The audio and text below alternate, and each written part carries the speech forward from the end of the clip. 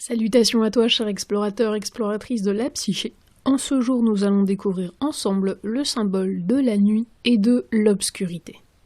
La nuit symbolise le temps des gestations, des germinations, des conspirations qui vont éclater au grand jour en manifestation de vie. La nuit est riche de toutes les potentialités de l'existence, mais entrer dans la nuit, c'est revenir à l'indéterminé, où se mêlent cauchemar et monstre. La nuit est l'image de l'inconscient, et dans le sommeil de la nuit, l'inconscient se libère. Comme tout symbole, la nuit elle-même présente un double aspect, celui des ténèbres où fermente le devenir, celui de la préparation du jour où jaillira la lumière de vie.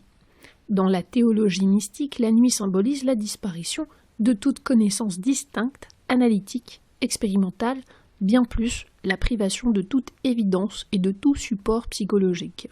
Pour les Grecs, la nuit est présentée par la déesse Nyx. Il n'y avait que le chaos primordial duquel fut né Ereb, le dieu primordial des ténèbres, et Nyx, la déesse primordiale de la nuit. Ainsi, par ses origines, Nyx est une des divinités les plus anciennes du panthéon grec. Nyx engendra également le sommeil et la mort, les rêves et les angoisses, la tendresse et la tromperie. Les nuits étaient souvent prolongées au gré des dieux qui arrêtaient le soleil et la lune afin de mieux réaliser leurs exploits. On raconte que Nyx parcourt le ciel enveloppé d'un voile sombre sur un char attelé de 4 chevaux noirs avec pour cortège ses filles les furies. La nuit n'est pas la simple absence de la lumière du soleil, elle s'apparente aussi symboliquement à l'obscurité pleine de mystères.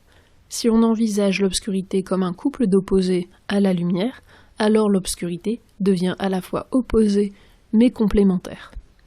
Jean de la Croix disait « Nuage obscur qui illumine la nuit ».